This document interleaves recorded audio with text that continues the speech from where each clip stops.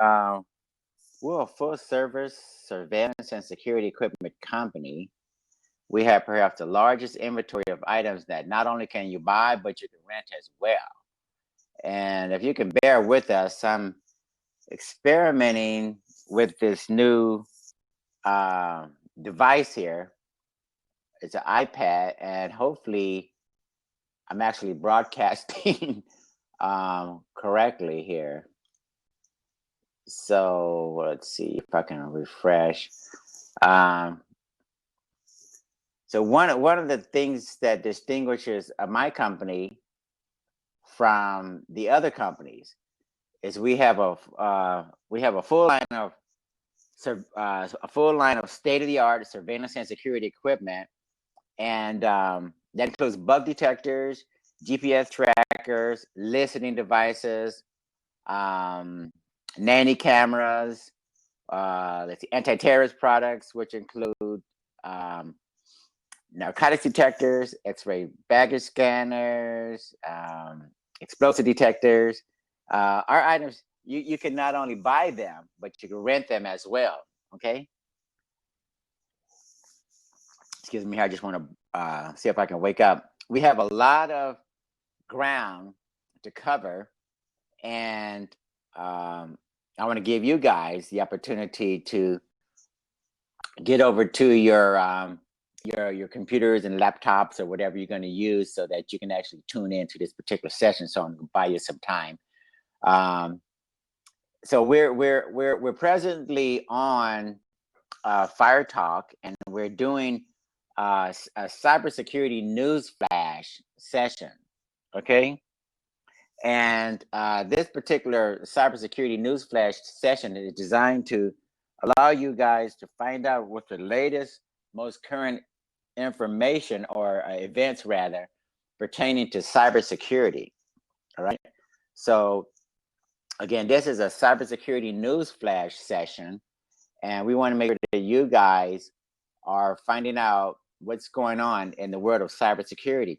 In addition to physical security, we are doing hopefully a 1 week show on cybersecurity. So if anyone is out there and you want to find out about the latest hacks and breaches, et cetera, in the world of cybersecurity, make sure you tune in, because this is what we're covering.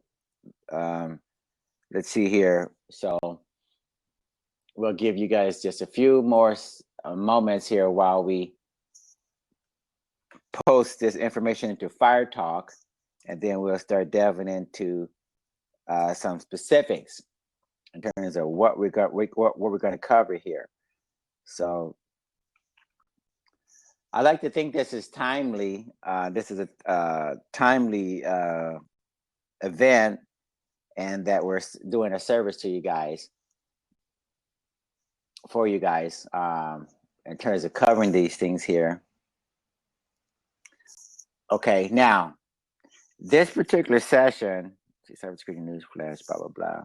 Okay, cybersecurity news flash episode. Okay, this is cybersecurity news flash episode number 4. Title: Can the U.S. election be hacked? Sponsored, of course, by DPL Surveillance Equipment, otherwise known as hashtag Spy Gadget Rentals. Okay, so there's a major concern out there in terms of whether or not the election results or the election itself can either be hacked or disrupted. And we're here to tell you that there's good news and bad news about the way we handle the election system. Okay, I got a bunch of notes in front of me, and just to make sure I don't get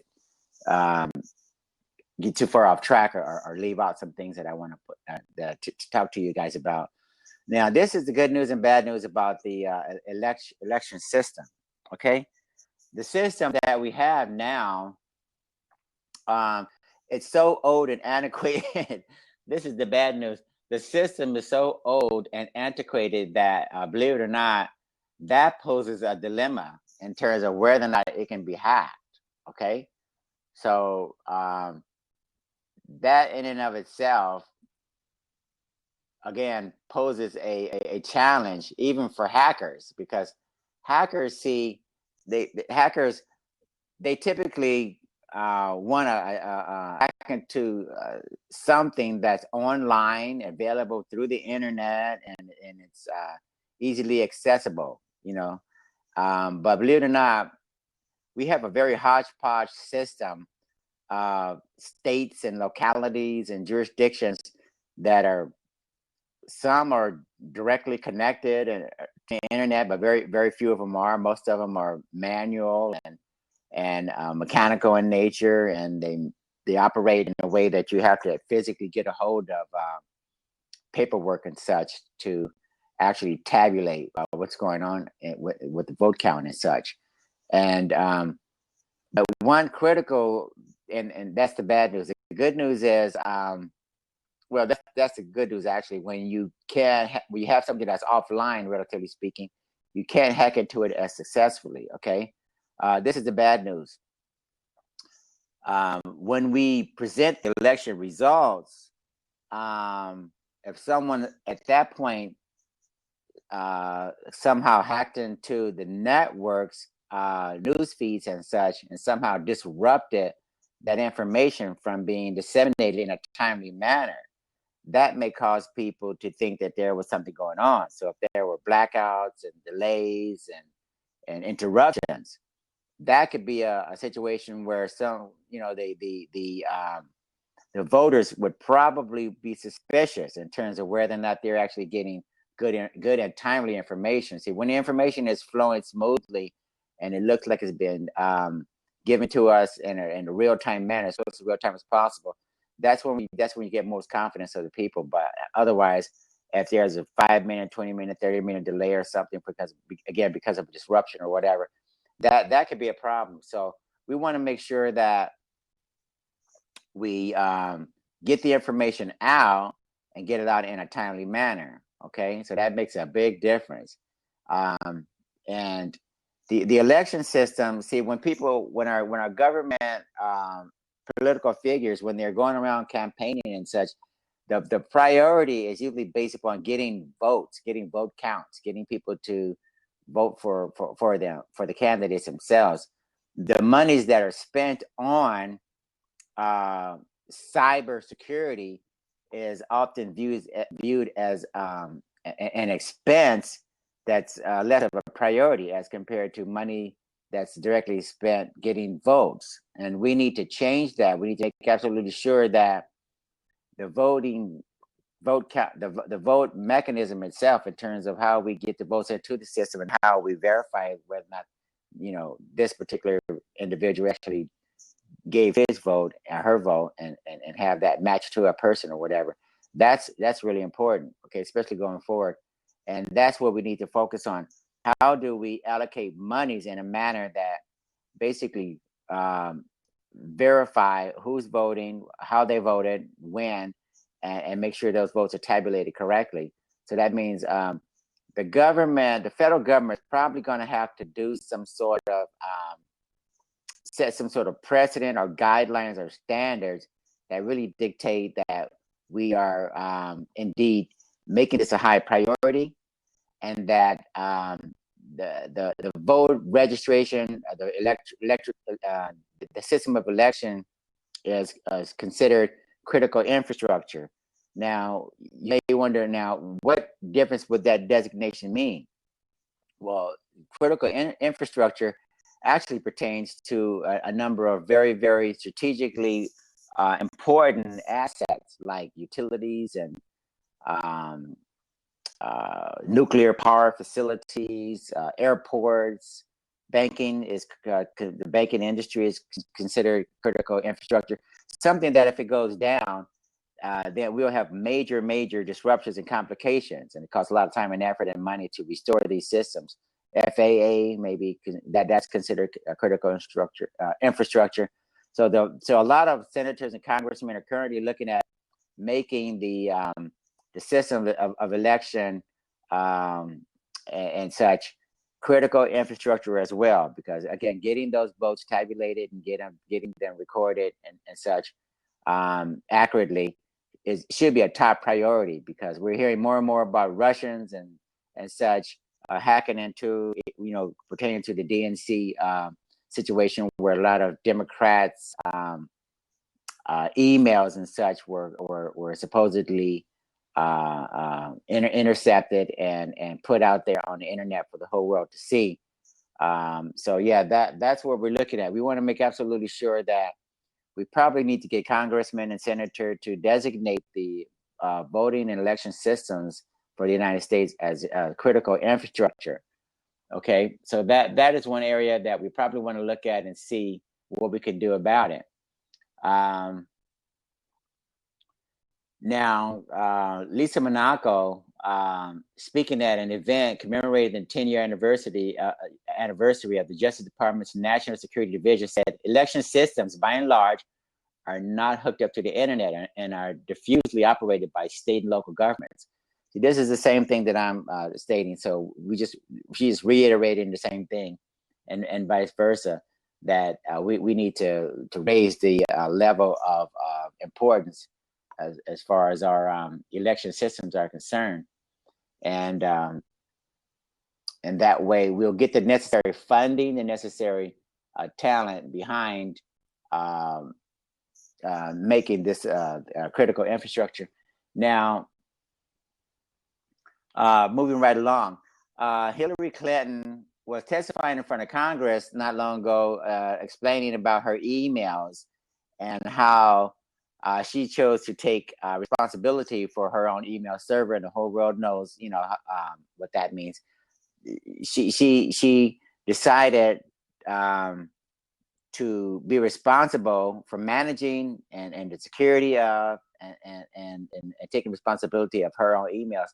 Now, I personally believe, because I used to work in the industry where we troubleshooted customers' emails on individual, retail, and for corporations and other agencies, government agencies and such as well. Now, it's, believe it or not, you guys, it's very important when you think about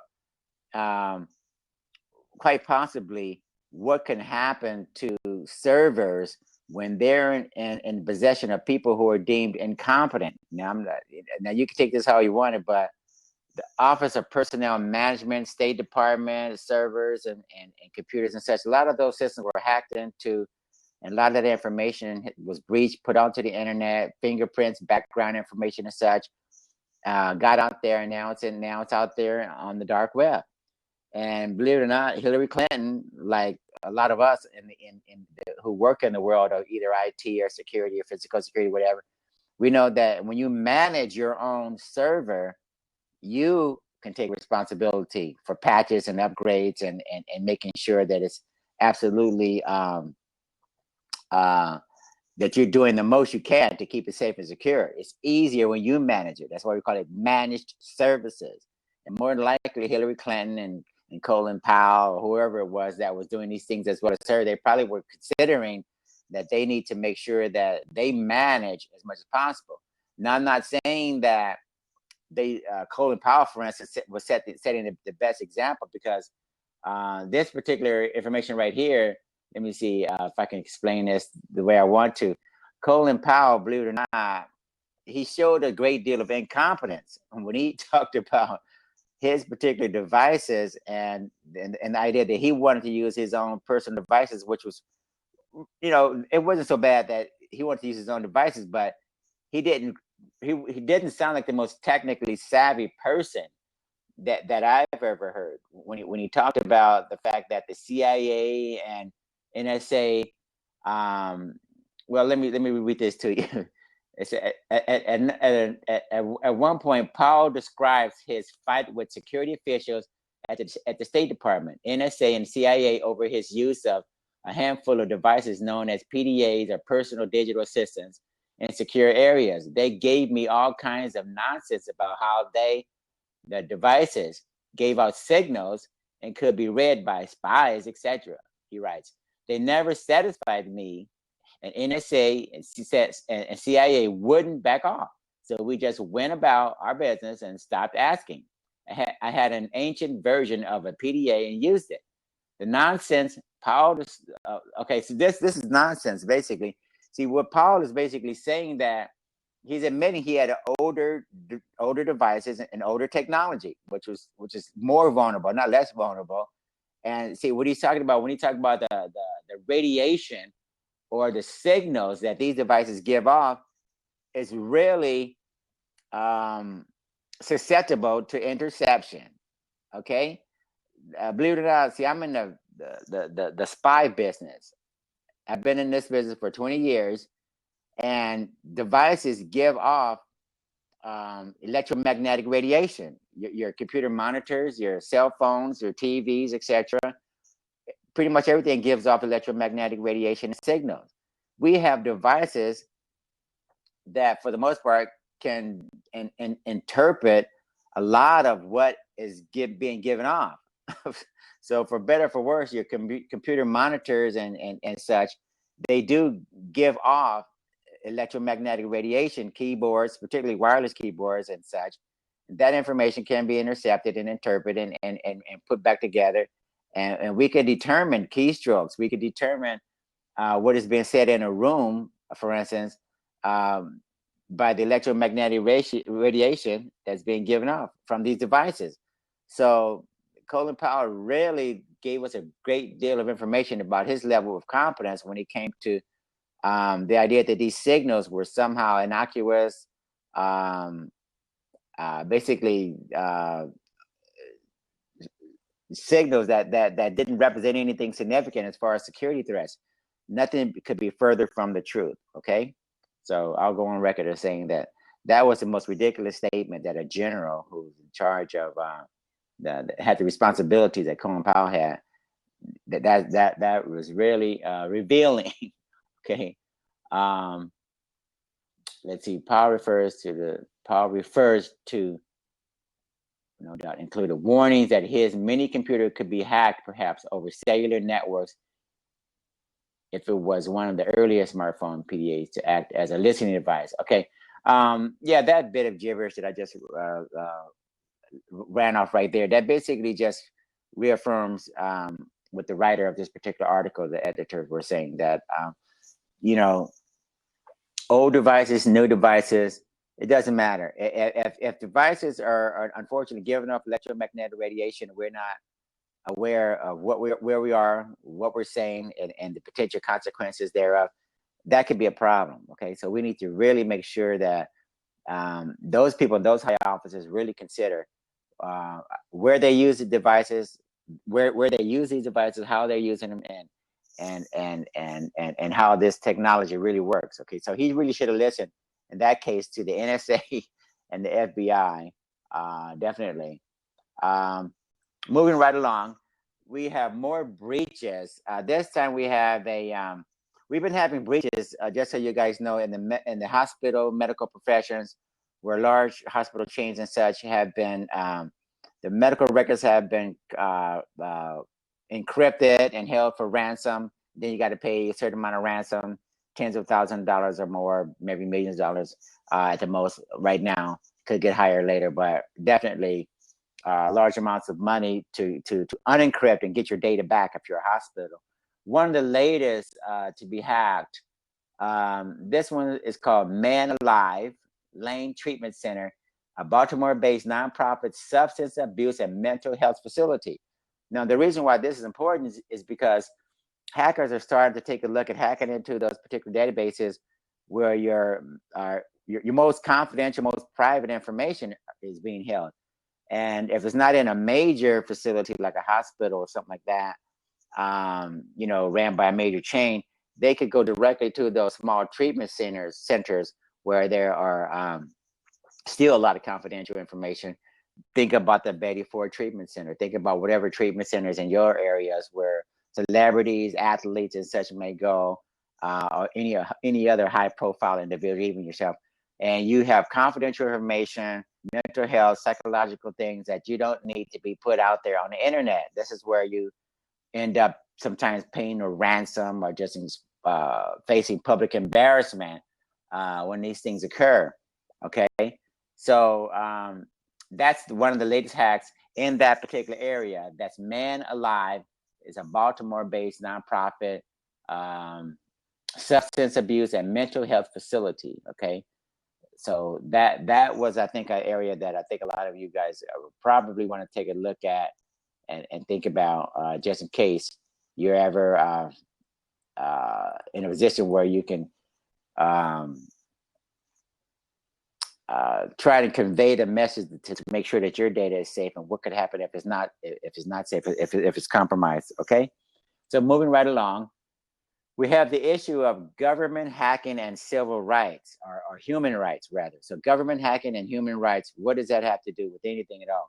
Well, believe it or not, the government agencies of the world are using these hacking tools to not only find out what the terrorists and the bad guys are doing, but they're also looking at journalists and reporters and people who are trying to expose for our public knowledge and consumption what's going on with our government agencies and such, which is good news, because we really should know what's going on inside the government and what's happening, and try to counter some of the abuses, the things that are going on inside the government, right?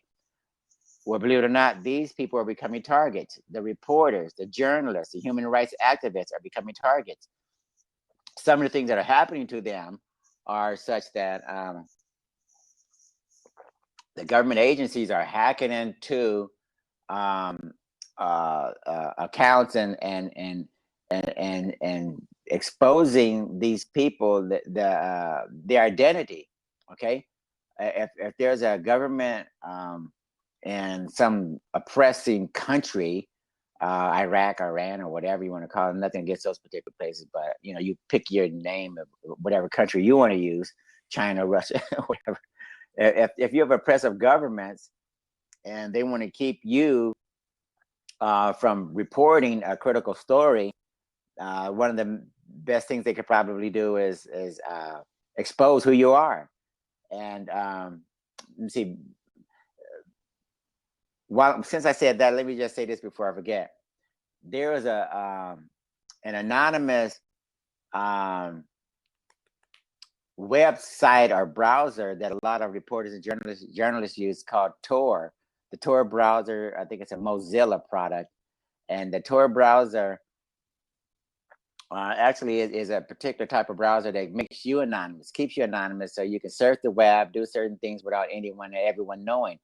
The FBI has found a flaw in that particular browser. Now, the FBI and these guys are supposed to be sharing information about vulnerabilities, so that if something is compromised, Microsoft's browser or Apple's Safari browser, or some Cisco routers, or Apple's computers or phones, they really have an obligation. They have a moral and legal responsibility to make sure we all know that technologies that we rely on, even government, law enforcement officials, law enforcement agents and officials and such, politicians, they could be using these devices too. They could be using these technologies, these browsers, etc. Right?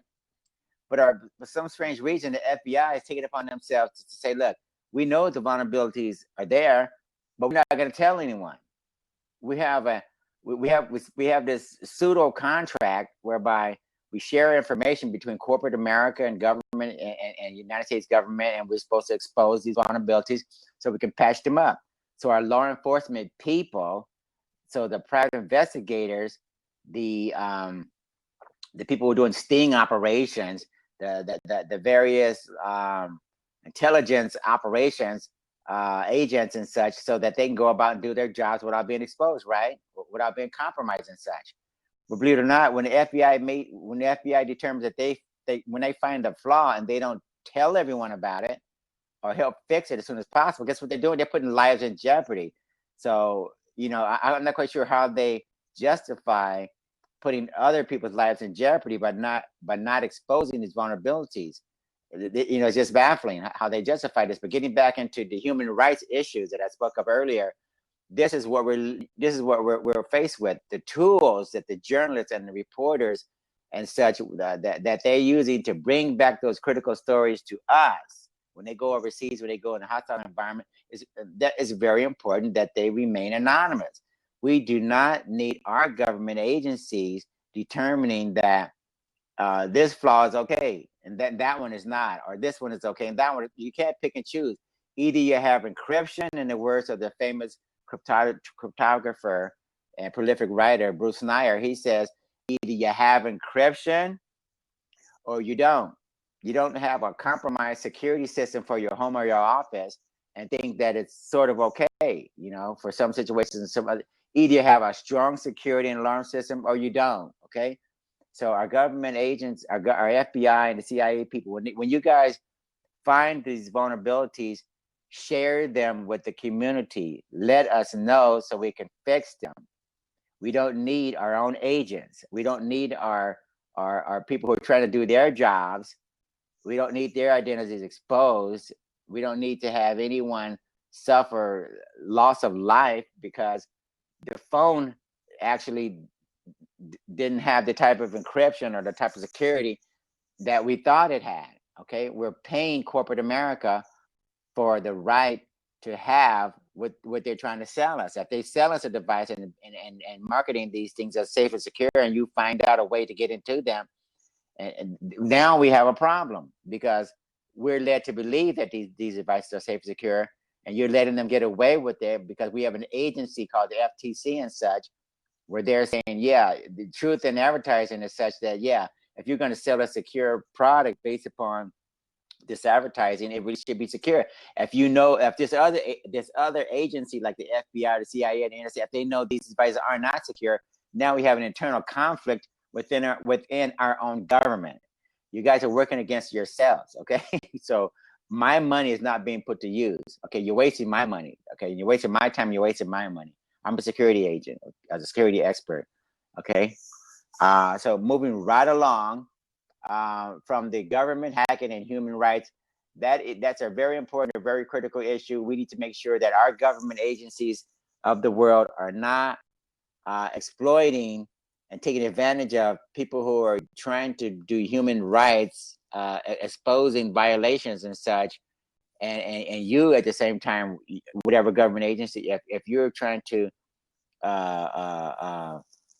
flood the internet with false and misleading information, deceiving information, as one of the tools that you guys are using, spreading propaganda against journalists or some are just trying to convolute information with supposedly positive information when these journalists and reporters are trying to get out the real information. You know you're not doing yourself or us any service, okay? So that's where I just did a blog on disinformation, and that this is a $5 billion industry, and a lot of companies are hiring themselves out to government agencies to spread disinformation. They're flooding Facebook, they're flooding Twitter, they're flooding LinkedIn, Instagram, whatever, with false and misleading disinformation designed to give us a false impression as compared to the actual truth. Okay, so that's another tool, and you know it and I know it, and that is another issue we need to make sure that we're being more truthful about. This moving right along. Does Donald Trump understand cybersecurity? Okay, there's a very embarrassing podcast that I was listening to, and I'll see if I can include it in the show notes, where Donald Trump is talking about cybersecurity, and he is really revealing his ignorance. Okay, he's talking about cybersecurity in the most general terms, as if this is some new phenomenon just barely invented within the last 10 or 20 years. Cyber has been around for a long time, and cybersecurity agencies and the efforts have been going on for a long time. And we need just to make sure that if Donald Trump is going to be the a worthwhile candidate or even a president, he needs to surround himself with some experts, and quite possibly do a little bit more homework and have the experts brief him on what cyber means and where the term came from and how to properly use it. Okay, because this is not something that we can take for granted. All right. Hillary Clinton, for better or for worse, actually had a fundraising campaign at the same time in the same area as DEF CON was going on in Vegas. And they actually had the founders of DEF CON, Black Hat, and a number of people attending that fundraiser, raising their awareness. So she had experts, they had experts there. bringing this to the forefront, and they know what they're talking about, and we don't have to play around with the idea of just making it seem like, like what Donald Trump was doing, making it seem like, he knew something about something they actually knew nothing about. Okay, so we're not going to beat that horse. We're just going to move right along. Wells Fargo has been in the news, you guys. Wells Fargo is in the news for all the wrong reasons. $185 million dollar violation. Again, Wells Fargo is going to have to pay $185 million, I think the amount is, to regulatory agencies for doing what? Violating customers' privacy. Okay, creating accounts, stealing emails, stealing account information, creating new accounts, transferring money in and out of those accounts to basically create sales commissions.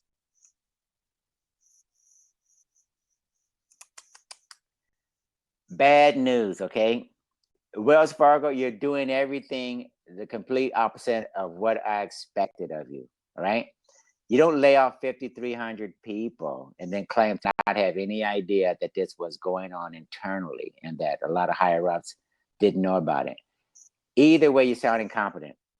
You're incompetent if 5,300 people are going to get laid off and no one from the upper echelons of the corporation had a clue in terms of what was going on. $2 million and profits, I think, were created. And if no one knew, that's a reason to fire you guys at the top. So either way, it doesn't look good, okay? So either you knew what was going on and you need to get fired, or if you didn't know what was going on and you had 2 million accounts created and 5,300 people getting laid off and no one asked any critical questions and no one from the top knew what was going on. Either way, it doesn't sound good, and you need to purge the system starting from the top, not the bottom, okay? These people, these 5,300 employees, were told what to do. You know it, and I know it. And I got accounts with Wells Fargo. I'm not quite sure how long that's going to last, considering what's going on here. The next visit into the local branch, it's not going to be a good one, okay? Elizabeth Warren, the good news is Elizabeth Warren, she heads the Consumer Financial Protection Bureau. She's going to be looking into this. There's federal investigations going on. I think it's going to be criminal charges from the way it looks, as far as I can tell. But Elizabeth Warren is very, very adamant about exposing this type of corruption, okay? So there's going to be ultimately a lot of negative PR, a lot of people who are going to be switching from that institution to other institutions. Reputational, probably an irreparable reputational hit to the bottom line. It's going to go on and on and on, and you really need to set an example. You guys at Wells Fargo, take a look at ultimately who at the top is going to take responsibility, stand up and say, look, okay, these employees, this company doesn't sell. We have responsibility for better, for worse, okay? So we're going to move right along, and you guys clean your act up, clean your act up at Wells Fargo. And this is not just Wells Fargo. This is a banking industry-wide way of doing business. And you know it, and I know it, and Citibank and JP Morgan, all you guys are on notice right now, okay? So let's move on.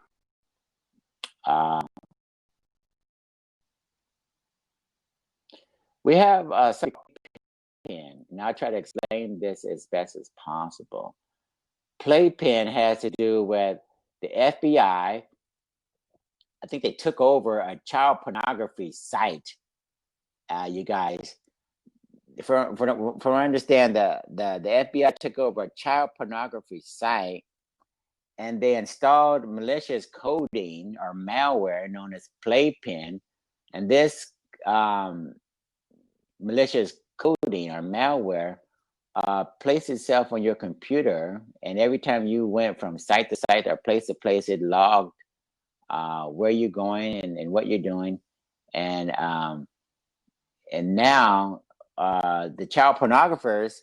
The good news is the child pornographers couldn't hide their IP addresses because the playpen malware, I think it ultimately exposed your true IP address. So the good news is there was a bunch of child pornographers who were going to this particular site, and the individual by the name who went by the name of Pewter, Pewter, for instance, and some 60-year-old guy, public schools administrator in Vancouver. I think he ended up going to jail, Vancouver, Washington, as a result of this particular sweep. So anyway, there was a bunch of child pornographers who obviously got caught up in going to this child pornography site, and they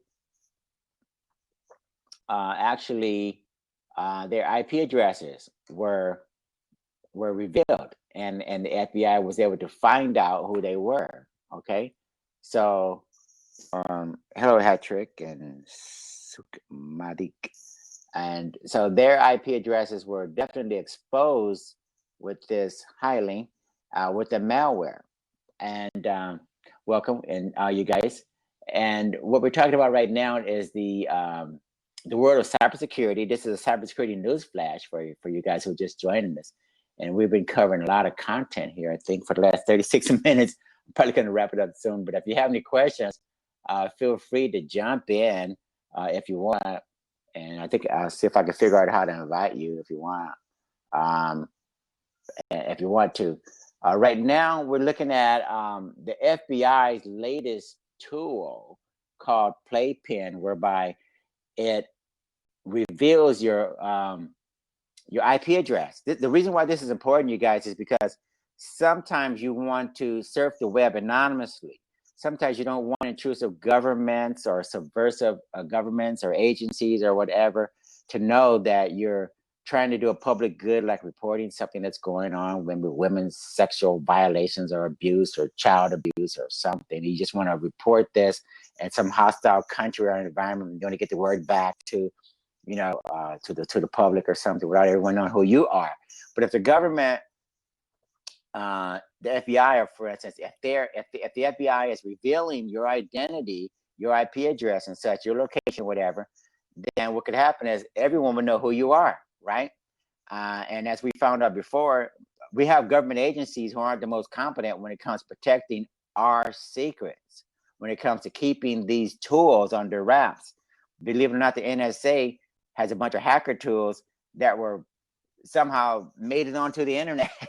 The hackers stole the NSA's hacking tools and put them out on the internet, and now we don't have any clue in terms of what ultimately is going to be the consequence of having NSA grade tools in hands of hackers who are going to not only make sure that we don't have any privacy or the Tor browsers or the Tor mail or such doesn't protect our identity, but that we have even more of an issue with very sophisticated tools being used to do even more damage, okay, by the hacker community. So it's not always a good idea to trust that our federal agencies are going to be responsible with these tools and information. We really need to make absolutely sure of who we're dealing with and what agencies are actually responsible for keeping our privacy and databases secure. Maybe all of them shouldn't have access to this type, maybe only a handful of them. And the ones that want to get access to critical information, maybe they need to have certifications or something, or certain type of reviews where every year, every 6 months or something, we get the review in terms of trying to see if the IRS has the latest and greatest security protocols in place. Okay, so we're going to, oh yeah, by the way, in this Playpen case, a judge rules warrant use and Playpen investigation not valid. What happened was the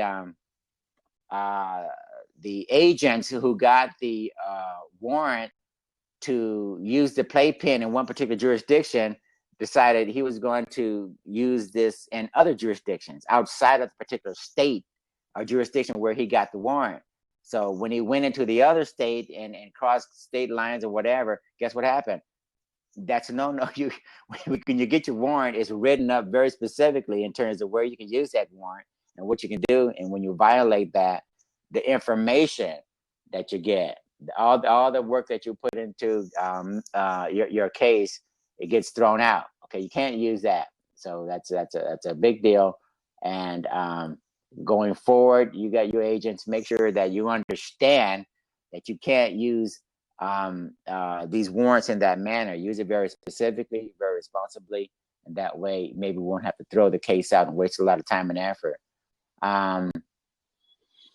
That was a unfortunate situation, considering that you probably ended up letting a few pedophiles and such go free as a result of that.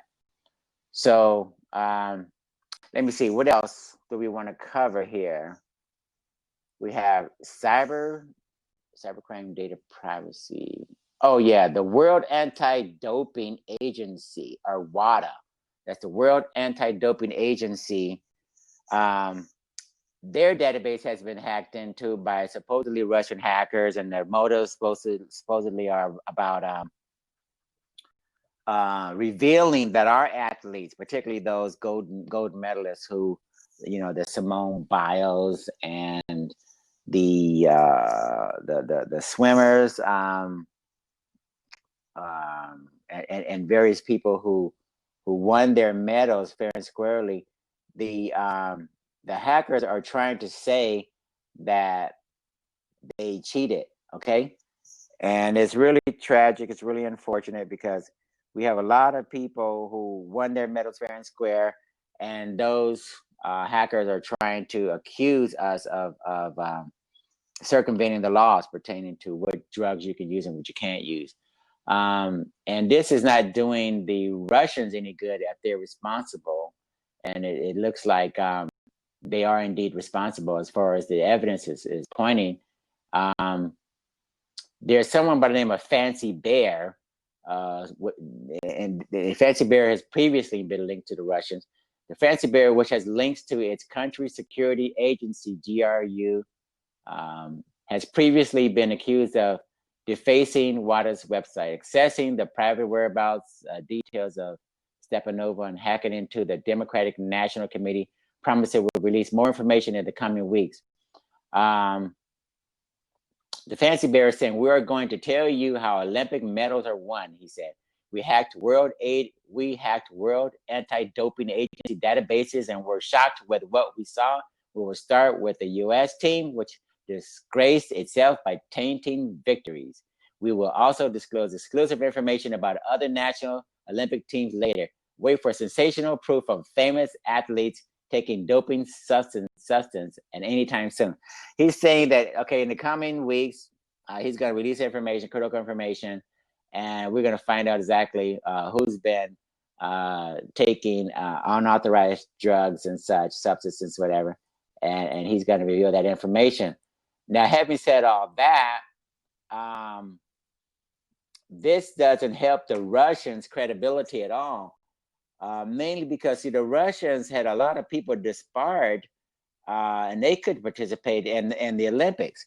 The Russians shot themselves in the foot, first of all, and now by having a Russian hacker, supposedly a Russian hacker, get access to this information and reveal it to the public. This does more damage. This tells the world that not only will you guys do anything to win in the Olympic events, but you will also compromise and trying to ruin the reputations of those hardworking women and men who actually do everything they can naturally and normally to get those medals. Okay, so this is very important and very tragic, and we're going to keep an eye on this to see how this plays out. Okay. So I think that's about it for now. This covered most of the areas that I wanted to cover. And if any of you have anything that you want me to bring up or you want to discuss or chime in on, that's fine. Otherwise, we're going to close out this session. And again, this has been the Cybersecurity Newsflash episode 4, entitled "Can the U.S. Election Be Hacked?" Again, sponsored by DPL Surveillance Equipment, aka hashtag Spy Gadget Rentals. Okay, if you have any questions about surveillance, counter surveillance, spying, smartphone, spywares, etc., give me a call, 888-344-3742. That's 888-344-3742. And we'd be glad to help you. We're the only company offering lifetime guarantees and warranties on all the products, and 24/7, 365 tech sales and customer support. Okay, we appreciate when you guys join us in these particular sessions, and we welcome you back again in the next session. As I always say, bring a friend, relative, enemy, associate, and share the video and the information with everyone. Okay, you guys have a great day. Thanks. See ya.